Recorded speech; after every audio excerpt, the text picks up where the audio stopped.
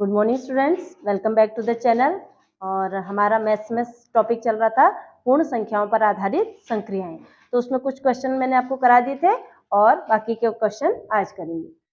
First question is कह रहा 20 से 120 के बीच ऐसी कितनी संख्याएं हैं जिन्हें 9 से भाग दिया जा सके। ठीक है, तो सबसे पहले कह रहा 20 से 120 के बीच में, 20 से 120 के बीच में हमें ऐसी संख्याएं बतानी है जिन्हें 9 से भाग दिया जा सके। तो सबसे पहले हम 120/9 माइनस 20/9। ओके, अब 9 का डिवाइड अगर हम इसमें देंगे 120 में, 9 की टेबल में 12 आता है।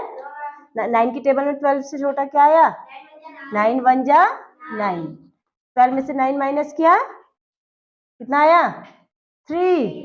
अभी क्या उतरा? 0। अब 9 की टेबल में 30 आता है? नहीं आता। तो 9 की टेबल में 30 से छोटा क्या आया आपका? हाँ, 9 3 जा। अब इसको माइनस करेंगे, यहाँ से कैरी लिया, 10 में से 7 माइनस किया, कितना हुआ? 3। यहाँ बचा 2, 2 में से 2 माइनस किया, कुछ नहीं। तो आपका क्या आया यहाँ पे? भागफल 30। तो हमको भागफल चाहिए। अब 9 का डिवाइड 20 में दिया, 9 की टेबल में 20 आता है? नो। तो 9 की टेबल में 20 से छोटा क्या आया आपका? 9 2 जा 18। अब 0 से 8 माइनस नहीं होता, कैरी लिया, 10 में से 8 माइनस किया, 2। यहाँ बचा 1, 1 में से 1 कुछ नहीं। तो क्या आ गया आपका भागफल? 2। तो 13 में से 2 माइनस किया, 11। तो ये हो गया आपका आंसर। तो 20 से 120 के बीच ऐसी संख्याएं कितनी है? 11। 11। सेकेंड क्वेश्चन इज कह रहा 1 और 100 के बीच ऐसी कितनी संख्याएं हैं जो 6 से पूर्णतया विभाजित हो सके। तो उसको भी यही मेथड से करना है। 1 से 100 के बीच ऐसी संख्या बतानी है। तो 6 का डिवाइड हम किस में देंगे? 100 में। ओके, तो 6 की टेबल हम किस में पढ़ेंगे? 10 में, क्योंकि 1 छोटा है। तो 6 की टेबल में 10 से छोटा क्या आ गया? 6 1 जा 10 में से 6 माइनस किया, 4। अब क्या उतरेगा? 0। 6 की टेबल में 40 आता है? नहीं। तो 6 की टेबल में 40 से छोटा क्या आया?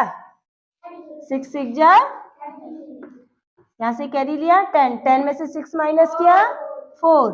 यहाँ क्या बचा? 3, 3 में से 3 माइनस किया, कुछ नहीं। तो इसका भागफल क्या आ गया? तो कौन सी संख्या हो गई? 16। तो ये आपका आंसर है।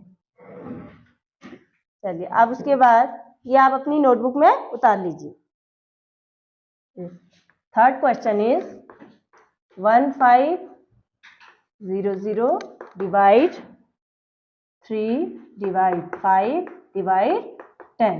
ठीक है, ये आपका क्या है? क्वेश्चन है। तो यहाँ आपको क्या दिए गए हैं? साइन डिवाइड के। तो जब डिवाइड को हम क्या करते हैं? मल्टीप्लाई। इसके नीचे कोई संख्या नहीं होती ना, तो जब किसी के नीचे कोई संख्या नहीं होती तो क्या माना जाता है? 1। क्या माना जाता है?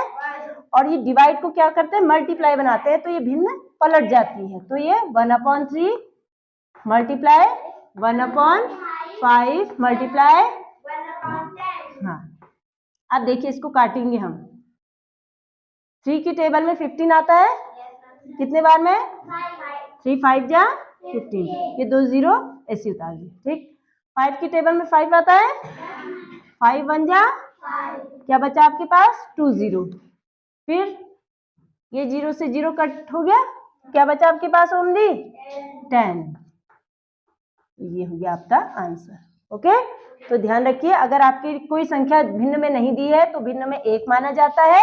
डिवाइड को मल्टीप्लाई बनाते हैं तो भिन्न पलट जाती है। फिर इसको काट के आपका आंसर आ गया 10।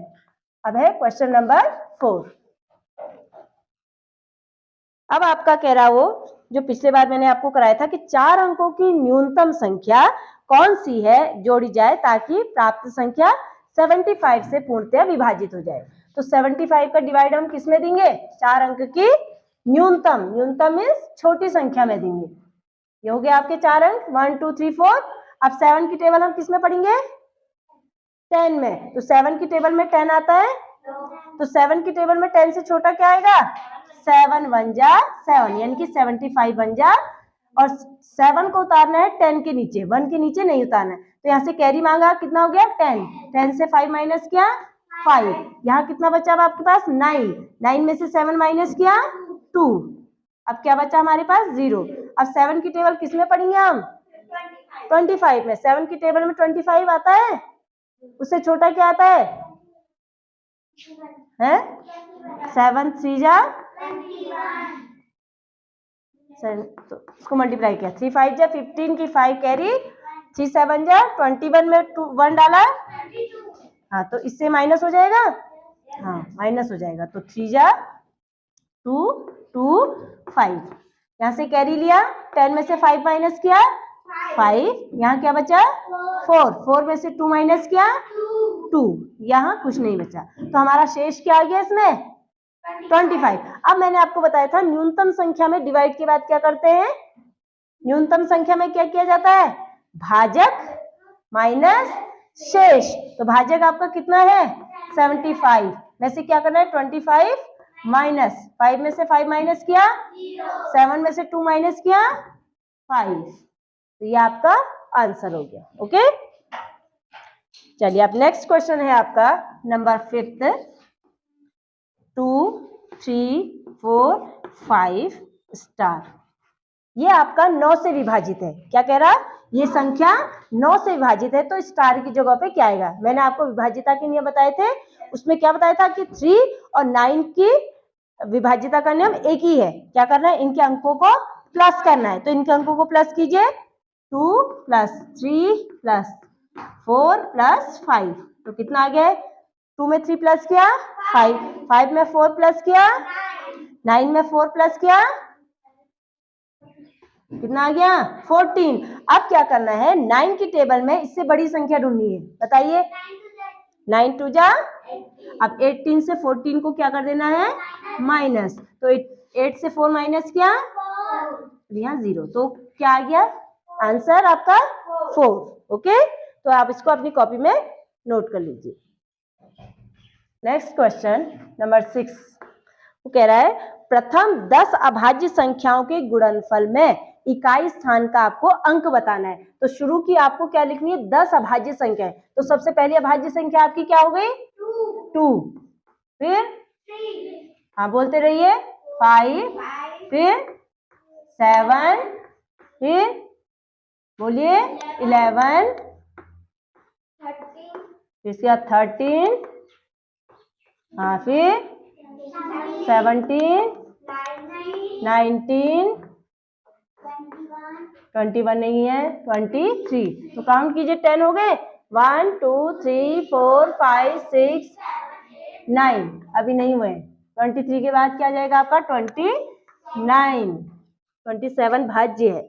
अब इसमें हमें बताना है इनके गुणनफल में, यानी कि इनको गुणा करके इकाई स्थान का अंक। अब इतने बड़े अंक को तो हम गुणा करने में बहुत टाइम लग जाएगा, तो हम इजी मेथड देखिए क्या करते हैं, 2 को 3 से मल्टीप्लाई किया 6 आ गया, अब 6 से 5 को मल्टीप्लाई किया 6 5 जा, अब 30 के इकाई का अंक क्या है 0। अगर हम 0 से अगर आगे किसी भी संख्या को मल्टीप्लाई करेंगे तो क्या आएगा आपका 0, तो इकाई अंक आपका क्या आ गया 0। ओके, 7th क्वेश्चन इज, अब ऐसा ही एक क्वेश्चन मैं आपको दूंगी और आप उसे करके दिखाइएगा। 3 2 0 7 मल्टीप्लाई 12 मल्टीप्लाई 17 मल्टीप्लाई 13। अब इनके गुणनफल में भी आपको क्या बताना है इकाई स्थान का अंक। अब आप इसे अपनी नोटबुक में करिए और सॉल्व करके मुझे बताइए कि क्या आंसर आया। देखिए इसका इकाई का अंक क्या कौन सा है 7, और इसका इकाई का अंक कौन सा है, इसका इकाई का अंक 3, तो 7 को हम किससे मल्टीप्लाई करेंगे सीधे 2 से, क्योंकि अगर हम वैसे करेंगे तो बहुत लंबा हो जाएगा और बहुत लेट हो जाएगी, तो हम इजी मेथड अपनाते हैं 7 को 2 से मल्टीप्लाई। तो करिए 7 2 जा 14, अब 14 के इकाई का अंक कौन सा आया 4, अब इसका वंश का नंबर 4 है इकाई का नंबर, तो इसको 7 से मल्टीप्लाई करेंगे, तो 4 को 7 से मल्टीप्लाई कीजिए कितना आया 28। अब इसका वंश का नंबर इकाई का नंबर कौन सा हो गया 8, अब इसके वंश के नंबर से इसके वंश के नंबर को मल्टीप्लाई कर देंगे। तो कितना आ गया 8 3 जा 24। तो इसका इकाई का अंक कौन सा आया आपका 4। तो आंसर क्या आ गया 4। ओके, समझ में आ गया। चलिए 8th क्वेश्चन करेंगे। अब संख्या दी है आपको 5.029। ठीक है, एक संख्या ये दी है, वो कह रहा है इसको किस संख्या से भाग किया जाए कि आपको क्या प्राप्त हो 50.29 प्राप्त हो। इसको हमें भागा देना है कि जिससे ये आंसर आए। तो हम क्या करेंगे, ध्यान से देखिए 5.029 अपॉन 50.29। ओके, अब यहाँ ध्यान दीजिए, ये पॉइंट वाला है, तो इसमें पॉइंट के बाद कितने नंबर है काउंट कीजिए 3, और यहाँ पॉइंट के बाद कितने नंबर है 2। तो 3 में से 2 माइनस किया 1। अब 1 नंबर वहां 1 0 वहां बढ़ाएंगे जहां आपकी संख्या कम है पॉइंट के बाद। तो कहाँ है संख्या कम, नीचे, नीचे वाली संख्या में। तो ये पॉइंट हटा दिया अब हमने 29 अपॉन 5029 और 0 यहाँ बढ़ गया। अब यहाँ देखिए 4 अंक दोनों में सेम है, तो ये 1 जा 1 जा और क्या पीछे से बढ़ गया 0। तो आपका क्या आया 1/10। अब आपको 10 का डिवाइड किस में देना है 1 में। अब 10 का डिवाइड 1 में तो जा नहीं सकता क्योंकि 10 बड़ा है, तो हम क्या करेंगे पॉइंट लगाएंगे और 0 बढ़ाएंगे। अब करेंगे 10 1 जा 10। तो आपका आंसर क्या आ गया 0.1। ओके, ये आपका क्या आ गया आंसर आ गया। 9th क्वेश्चन इज दो संख्याओं का योग। ठीक है, दो संख्याओं का योग कितना दे रखा उसने आपको 2 3 4 5 6 0। दो संख्याओं का योग। ओके, और वो कह रहा है यदि एक संख्या दूसरी संख्या से इतना अधिक है। कितनी अधिक है, एक संख्या दूसरी संख्या से कितनी अधिक है 1 0 0 1 0। तो आपको इसमें बताना है कि बड़ी संख्या क्या है। अब हमें वो दो संख्याएं पता ही नहीं है, तो हम उनको मानेंगे। माना पहली संख्या, माना पहली संख्या क्या हो गई x। क्या मान लिया हमने पहली संख्या, क्योंकि हमें पता नहीं है कौन सी दो संख्याएं किनको जोड़ा किनका। तो और दूसरी संख्या क्या मानेंगे, दूसरी संख्या बराबर x। पहली संख्या दूसरी संख्या से इतनी अधिक है, तो x प्लस 1 0 0 1 0। ओके, अब वो कह रहा है दो संख्याओं का योग इतना है, यानी कि पहली संख्या को और दूसरी संख्या को जोड़ के इतना आ रहा। तो पहली संख्या प्लस दूसरी संख्या इक्वल योग 2 3 4 5 6 0। ओके, अब देखिए इसके आगे कोई संख्या नहीं है। अगर जिसके आगे कोई संख्या नहीं होती क्या माना जाता है 1 को लिखते नहीं है लेकिन काउंटिंग में आता है। तो 1 प्लस और 1x मिलकर कितने हो गए 2x। ओके, अब यहाँ देखिए किसमें है प्लस में, तो इधर जाके क्या बन जाएगा ये माइनस 1 0 0 1 0। ओके, अब इनको हमें क्या करना है माइनस करना है। किससे 2 3 4 5 6 0 को 1 0 0 1 0 1 0 0 1। ओके, यहाँ देखिए जोड़ने में क्या करना है, आगे अगर आपका कम भी पड़ जाए संख्या कोई बात नहीं, लेकिन पीछे के अंक क्या आने चाहिए 1 से आने चाहिए। अब 0 से 0 माइनस किया, 6 से 1 माइनस किया 5 का 5, 4 का 4, 3 में से 1 माइनस किया 2 और ये आ गया आपका 2। तो 2x बराबर कितना हो गया 2 2 4 5 5 0।